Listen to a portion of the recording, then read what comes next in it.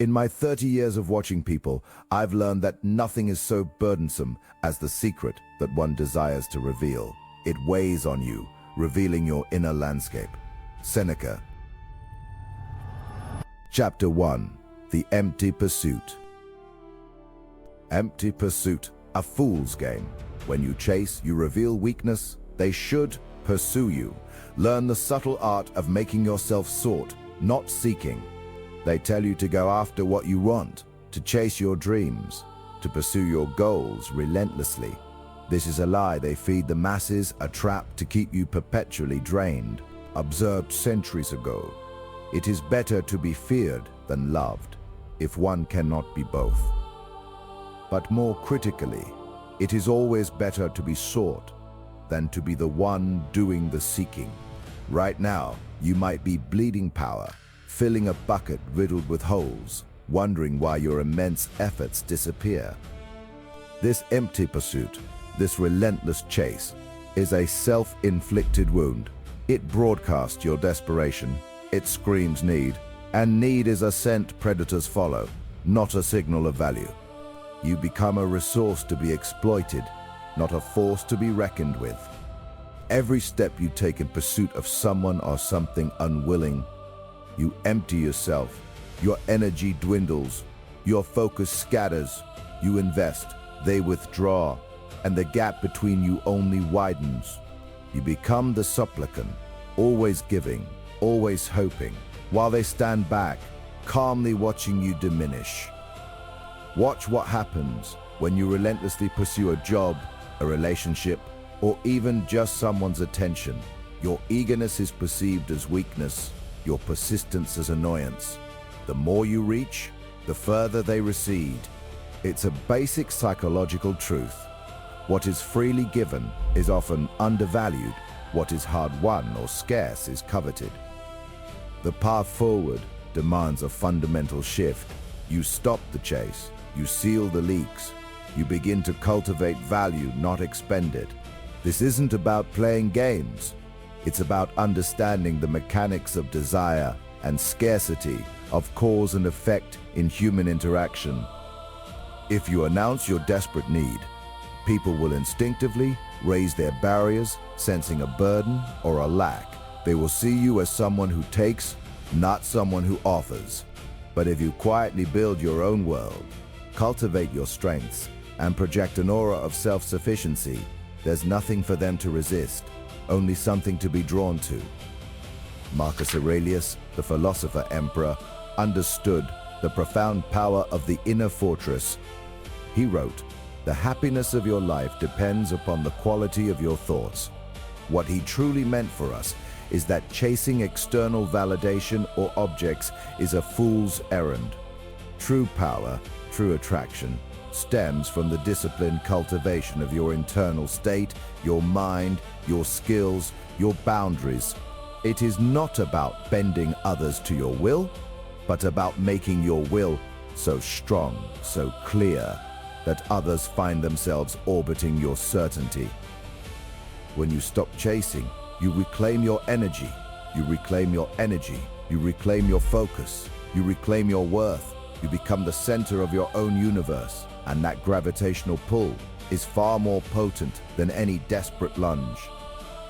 This principle extends beyond mere personal pursuits.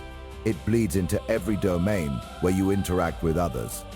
But there's another subtle drain, a silent sabotage, that allows others to siphon off your very essence, often without you even realizing it. What is it? Chapter 2, The Value Vacuum. The value vacuum, a treacherous drain. Learn how your desperation creates a void, leaving you empty-handed and others indifferent. This drain is the value vacuum. It's what happens when your desire creates a void, others fill with indifference. You chase, pursue, force outcomes, emptying your own cup. They sense your hunger, your need, and instinctively pull back. This pursuit broadcasts your perceived lack. You signal, without words, that your presence isn't enough, that you must earn their attention. This isn't generosity, it's a plea. A plea positions you as inferior, declaring your value conditional, dependent on external validation. Sigmund Freud, analyzing attachment, understood people desire what seems just out of reach, what offers resistance. Always available, always initiating, you remove the tension that makes you interesting. You become predictable, an open book with a dull ending, losing interest before they even begin. Chasing hands over your power. You tell them their time is more valuable, their attention a prize you must win. This makes you disposable. They take you for granted because you've shown you will always return, initiate, be there, regardless of their effort. You become background noise. Think about the person who constantly texts first, always plans, offers help. Others accept favors, reply eventually but without genuine reciprocity. The chaser becomes a resource, not a peer. Used, set aside, then picked up again only when convenient. Here's how you reverse this insidious dynamic. Create a vacuum that pulls rather than pushes. Withdraw the energy you've invested. Stop the text, the calls, the initiatives. This isn't spite. It's reclaiming your investment, letting them feel your absence. Sun Tzu, in The Art of War, spoke of the strategic advantage in drawing the enemy out, making them come to you. He understood power lies in making others move towards your position, not chasing them onto theirs. When you withdraw, you force them to make the next move or face the void. Watch what happens when you cease relentless output. Some will vanish, confirming they were never truly invested. A gain, not a loss. Others will hesitate, feel the shift. Then, if they value you, gravitate back. They will initiate, they will chase. That's when your value is recognized, not just tolerated. If you announce your withdrawal, declaring you're giving up, people see it as a desperate tactic, further diminishing you. But quietly stepping back, simply stopping your investment, leaves nothing to argue against, nothing to dismiss. Just your absence, a silent question, forcing them to consider your worth. Your perceived worth isn't built on how much you give, but on how much you are desired. Desire isn't manufactured through desperate effort. It's cultivated through scarcity. A subtle challenge, you become the prize, you become the magnet. This shift from chasing to attracting isn't a one-time fix. It's a fundamental change in your operating system. But even mastering attraction, a deeper, more insidious trap, can still hijack your power and drain your resources without you seeing the strings. What is this invisible puppeteer? Chapter 3, The Silent Game. Know this truth. Your greatest vulnerability is not what you hide, but what you desperately crave. We shall expose how that hunger becomes your chains. That invisible puppeteer, the one pulling your strings without you seeing them, is the hunger for external validation. It's the constant itch for approval, the quiet desperation to be acknowledged. This hunger forces you into a performance. You posture, you overshare your plans, you announce your intentions before they even bear fruit. Every time you seek their applause, you hand them a weapon. You broadcast your weakness, your need, making you chase what should be drawn to you. Watch what happens when someone constantly posts their achievements online or loudly declares their next big move in person. They are not attracting genuine interest. They are begging for attention, for a fleeting hit of approval that drains their core energy. They mistake visibility for value, and their desperation shines through like a flare in the dark. This behavior signals to others that you are not self-sufficient, that your worth is dependent on their recognition. Here's how you disarm that puppeteer. You cut the strings of validation. You shift from actively seeking attention to quietly cultivating an environment and a reputation where attention naturally finds you.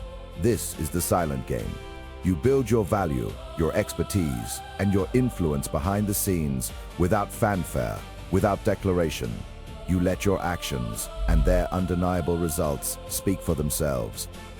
If you announce your wins prematurely, people will resent you. They will question your motives or actively try to undermine your progress. But if you quietly build your empire, letting your results emerge organically, there's nothing for them to attack. There is only the undeniable gravity of your presence, the quiet hum of your growing power. Lao Tzu, the ancient master, taught that the greatest deeds are done without fanfare, without the actor seeking recognition. He understood that true power lies not in being seen, but in creating an undeniable current that draws everything towards you. It's the wisdom of the water that flows effortlessly, carving canyons not by force, but by persistent, quiet movement. Your quiet competence becomes a rumor. Your steady progress becomes a legend. People hear whispers of your impact, they see your growing influence, and they become curious. They seek you out. You don't perform for them, you simply exist powerfully. Even Napoleon Bonaparte, a master of grand gestures and public image, understood the immense power of a carefully constructed mystique. He knew that the anticipation of his arrival, the stories of his victories woven before he even appeared, amplified his effect dramatically. He didn't chase attention, he commanded it through reputation and the strategic control of information, allowing his achievements to create an aura of inevitability and desire. He understood that a reputation quietly built is far more potent than one loudly proclaimed. You build your kingdom in silence, you secure your resources without declaration, you become the quiet force that moves pieces on the board, not the loud one demanding recognition for every shift. This is not about being secretive for its own sake, but about preserving your energy, your focus, and your leverage. It's about letting your reality create the pull, not your marketing. But even with this silent strength, there's a subtle form of resistance that can undermine your efforts to attract. It's a hidden current that pulls against your momentum, a subtle sabotage from within. What is this invisible drag? Chapter 4, Your Inner Mirror. The reflexive chase, a relentless pursuit born of an inner void. This chapter reveals how that hunger, your perceived incompleteness, destroys your very power. The invisible drag is the reflexive chase. It's the constant urge to pursue, to prove your worth through external connection. This is not healthy desire, but a compulsive reaction born from an inner void that demands to be filled. You chase because you believe what you seek is outside yourself, and without it, you are incomplete. This inner vacuum destroys your power. When you operate from needing, you broadcast insecurity. People sense it like a predator senses weakness. They see your eagerness as a sign your boundaries are permeable, your value negotiable. Your every move to close the gap only pushes them further away, because what you project is a desperate plea. Think about the person always checking their phone, always initiating, always offering more. They confuse constant presence with value. Their behavior screams, "Choose me." Their energy is a drain, not a draw. They become an echo chamber for their own anxieties, trapped in a cycle of seeking validation that never truly arrives. Here's how you eliminate this. Turn your gaze inward. The compulsion to chase is often a symptom of an unaddressed inner landscape, a deep-seated insecurity about your own worth. Confront the fear of being alone, the fear of not being enough, the fear of missing out. These fears are not external threats, they are shadows within your own mind. The renowned psychologist Carl Jung understood this. He spoke of the shadow self, the repressed aspects of our personality, our insecurities, our darker impulses. Until you acknowledge and integrate these parts, they will unconsciously drive your behavior, compelling you to chase external acceptance and project your unknown flaws onto others. This integration is the path to self-possession. It's about building an inner core so strong, so complete, that external validation becomes a pleasant addition, not a desperate necessity. You become the source of your own worth, the anchor of your own reality. Nothing they do or don't do can shake your fundamental sense of self. Consider the absolute confidence of figures like Julius Caesar. He didn't chase legions. He attracted them through his perceived strength, his unwavering resolve. His famous phrase, "I came, I saw, I conquered," speaks to a man who understood his own value, not one seeking permission or validation. He stood as a gravitational force. If you announce your need, people will recoil. They will see you as a burden, an obligation. But if you quietly cultivate your own inner world, If you become self-sufficient in your emotional landscape, there's nothing for them to exploit. There is only a magnetic presence, a calm assurance that draws others in without a single overt effort. True attraction is not about a performance you put on for others. It is an emanation of who you are when truly comfortable in your own skin. It's the byproduct of honest self-reflection, of facing your demons and forging yourself into a complete, self-contained entity. This is the quiet power that doesn't need to ask. When you build yourself from the inside out, your value is undeniable. You stop looking for validation in fleeting glances or hollow compliments. Instead, you become the standard. Your presence becomes a privilege. This shift in internal posture alters how others perceive you and how you perceive yourself. But even with a fortified inner world, even when you project unwavering self-possession, many still make a crucial error. They build their fortress, but then leave the gates open to anyone who knocks. What is this final, subtle flaw that can turn your hard-won attraction into a liability? Chapter 5, Scarcity's Grip. Scarcity, the greatest illusion, is infinite supply. When all doors are open, you become common. We'll learn why and how to close them. That final subtle flaw is the illusion of boundless availability. It's the open door policy for your time, your energy, your presence, which inevitably diminishes your perceived worth. When you are always there, always ready, always eager to respond, you become a commodity rather than a prize. People don't value what is perpetually present, what demands no effort to acquire. They take it for granted, seeing it as a utility rather than a privilege. Watch what happens when you are consistently the first to reach out, the one who always adapts their schedule, the person who cancels their own plans to accommodate others. Your willingness to jump at every call, every text, every casual invitation signals a fundamental lack of priorities, a void in your own life that you appear desperate for others to fill. This behavior does not cultivate attraction. It broadcasts a silent plea for attention, and others instinctively sense it. Your presence loses its gravity, becoming background noise instead of a focal point. Here's how you counter this destructive tendency. Cultivate authentic scarcity. This is not about playing manipulative games.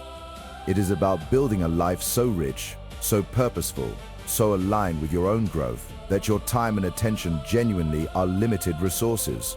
Focus on your projects, your development, your goals.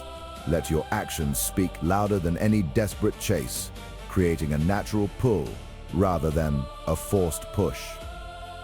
Most people believe constant communication or perpetual presence shows care, loyalty, or enthusiasm. They flood inboxes, over-explain their motives, and seek validation through sheer availability. But this only broadcasts neediness, a transparent desperation for connection. The strategic individual instead makes their presence a calculated, meaningful event. They communicate less, but when they do, it carries weight, impact, and a clear sense of intention. Confucius understood that true value emerges from self-mastery and an unwavering focus on one's own path.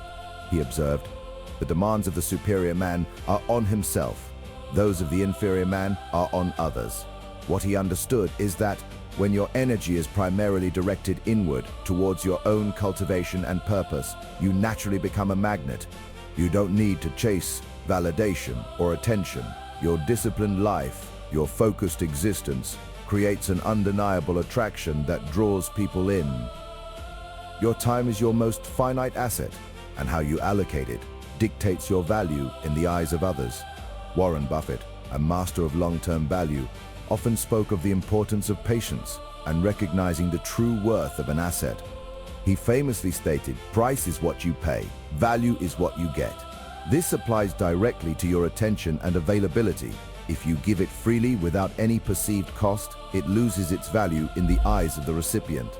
But if you make others invest their patience, their effort, their genuine interest to earn your time, then the price they pay makes them appreciate the value they receive from you. This conscious management of your availability creates an undeniable pull, transforming you from the chaser to the sought after. But even with scarcity as your unwavering ally, many still stumble into another subtle mistake, a trap woven into the very fabric of everyday interaction, often disguised as genuine transparency. What is this next hidden vulnerability that can turn your hard-won attraction into a liability? Chapter 6. The Unseen Strings. Open books are rarely reread. You built attraction, power. Now, let's dismantle the impulse that attacks it, that turns quiet strength into desperate noise. The next vulnerability is transparency, not the honest kind, but the compulsive. The need to explain yourself, to clarify intentions, to offer defense. This impulse, often disguised as good faith, attacks the attraction you've built, turning quiet power into noisy desperation. Every explanation shifts you to defense. They gain leverage. Once they know you need their understanding, you reveal your hand, draining curiosity. The urge to discover disappears. You become an open book, and open books are rarely reread. Watch what happens when you lay out your motivations, fears, plans. You rob them of wonder, speculation, and mental investment. You give them all pieces to your puzzle. Once solved, the game ends. They stop chasing, there's nothing left to pursue. Here's how you weaponize ambiguity. Offer glimpses, not blueprints. Give enough to ignite imagination, never enough to extinguish it. Let them connect dots in their minds. Their interpretations become their investments in you. Consider the contrast. Declare your strategy. Announce every intention. People will dissect, challenge, find weaknesses. They wait for you to flinch. Quietly operate, letting actions speak, and there's nothing to grab onto, only outcomes they must adapt to. Friedrich Nietzsche, in his exploration of human nature, wrote that which is deep loves masks. He recognized deep currents are veiled, not for deception, but to preserve power and mystery. Strip away masks, you become too accessible, too easily consumed. You reveal all gears, and the machine loses magic. They cease pursuit, no depth to plumb, only surface facts. This extends to achievements, challenges, even flaws. Broadcast struggles, you invite pity, not respect. Trumpet successes, you breed envy, not admiration. You provide more data for judgment, for use against you, for justifying their lack of pursuit. Leonardo da Vinci, master observer, noted, "The eye sees a thing more clearly in dreams than the imagination awake." What he understood is people fill blanks with their own projections. Their desires, their fears, paint a more compelling picture than any explicit detail you provide. Your silence allows them to dream, creating a version of you that aligns with their need to chase. Their imagined self is always more powerful. So, cultivate your silences. Let absence speak louder than declarations.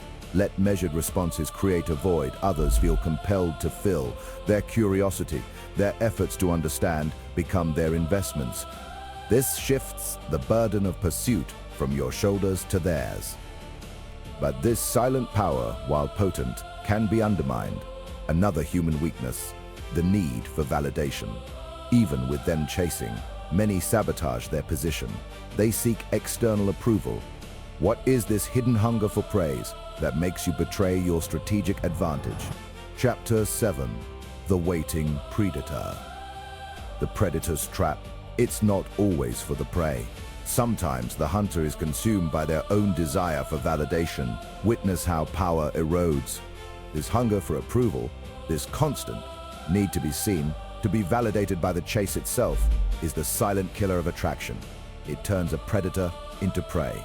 You lure them in, you create the desire, but then you sabotage the entire operation by needing them to tell you they want you or to show you their admiration in a way you can visibly consume. This thirst for external praise reveals a fundamental insecurity. Watch what happens when someone is clearly desired. They have the power, the upper hand, but then they start fishing for compliments. They might ask, "Are you sure you really want this?" Or, "What do you even see in me?" They demand overt declarations of commitment or affection, hoping to solidify their position. All they accomplish is showing their hand, revealing a weakness, a fundamental insecurity that screams, "I don't truly believe I deserve this." unless you validate it for me. This is where the chase dies. Here's how you extinguish that hunger. You cultivate a profound internal indifference to external praise. You become the waiting predator, not the begging one. When they pursue, when they invest, your response is measured, calm, appreciative, but never needy. You allow the void of your quiet confidence to pull them deeper, forcing them to fill it with their own efforts. Their consistent efforts become their own reward, their own proof of their desire, not yours. The Roman philosopher Seneca understood the profound power of inner self-sufficiency. He taught that true contentment comes from within, not from the fleeting applause of others or the validation of a chasing admirer. What he understood is that when your peace depends on someone else's opinion, you are no longer free. You become a slave to their whims, forever chasing a phantom of approval that can be withdrawn at any moment. Your strength lies in needing nothing they can give beyond what you choose to accept. This self-reliance is not a passive state. It is a disciplined practice. It requires a deep knowledge of your own worth, independent of any external metric. As Socrates famously implored, know thyself. He wasn't talking about self-indulgence, but about understanding your principles, your values, your boundaries, and your genuine motivations. When you truly know yourself, when you have examined your own internal landscape and built an inner fortress of conviction, the opinions of others become mere echoes, unable to pierce your core. Most people, when they sense desire, immediately try to capitalize on it by demanding more, by seeking confirmation. They announce their value, they beg for attention, they push for a declaration. But if you quietly hold your ground, if you simply allow their efforts to accumulate without demanding a payout in validation, there is nothing for them to exploit. Your strategic patience becomes a test, and their continued pursuit becomes their silent confession of genuine investment. They are building the bridge to you plank by careful plank, without you lifting a finger. This creates an almost hypnotic pull. The less you need their validation, the more they will seek your attention. The less you chase, the harder they will work to attract you. It's a fundamental paradox of human nature that the things we can't easily have, the people whose approval isn't freely given, become the most valuable. You become the prize because you refuse to act like a contestant. But even this quiet strength, this disciplined waiting, can be tested. What happens when the silence becomes too long, the wait too arduous for the other person? Chapter 8. The Gravity Well. The gravity well, what truly compels others. Not your pursuit, but your unwavering self-possession. It's an irresistible force, one you already possess. The answer is simple: nothing. If their interest is weak, it dissipates. If their drive is true, your silence amplifies tension, forcing them to initiate, to reveal their hunger. This is not a test you issue, but a consequence of your unshakable presence. You do not chase, you embody the force that pulls. This force is your gravity well. It's the silent, invisible pull generated, not by actions towards others, but by absolute commitment to your own growth, purpose, reality. It's the field around a person who has something others want, but needs no confirmation. They understand their worth deeply. Think about a star's core, dense, self-sustaining. It doesn't reach out for planets. It simply exists, massive, powerful, and everything else bends to its will, drawn into its field. This is true attraction. Become the star, and others will orbit. This isn't about playing games or feigning disinterest. It's about actual disinterest in chasing your internal world so rich, your goals so compelling, that external validation becomes a bonus, never a necessity. They sense this profound self-sufficiency, this lack of need. What they crave is what you radiate: stability, purpose, an unyielding core. They want to be close to that power, to absorb its warmth, light, direction. You become the solution to their unfulfilled needs, the answer to their yearning for something substantial, real. It demands relentless focus on your own construction. Every skill you master, every boundary you enforce, every self-doubt you conquer adds mass to your gravity well. Every act of self-improvement tightens the invisible bonds that will draw others to you without extending a hand. As Albert Einstein famously observed, the important thing is not to stop questioning. Curiosity has its own reason for existence. He understood a mind constantly seeking, building, evolving, creates its own magnetic field. Your relentless pursuit of understanding, your dedication to your craft, your quiet expansion, is the engine of your appeal. If you announce intentions, you give away power. If you boast value, you reveal insecurity. But if you simply exist, solid, self-contained, others must expend energy to understand you, to approach you, to earn their place. They invest, not you. This is the fundamental shift. This is the ultimate reversal of the chase. You become the prize because you built yourself into one piece by painstaking piece. They do the seeking, the proving, the work. Your only job is to continue your ascent, refine your essence, deepen your well. Abraham Lincoln, a man who understood the long game of character, once stated, "Character is like a tree and reputation like a shadow. The shadow is what we think of it. The tree is the real thing." He knew true power comes from the deep roots of who you are, not the fleeting perception of what you do to impress. Build the tree, and attraction will follow. From this moment on, you are not a hunter. You are a landscape. Build your mountains, deepen your valleys, grow your forests. Let them come to you or let them pass you by, utterly irrelevant to your self-contained power. Make yourself essential, then disappear from their sight. Their pursuit begins the moment you become nothing but a rumor.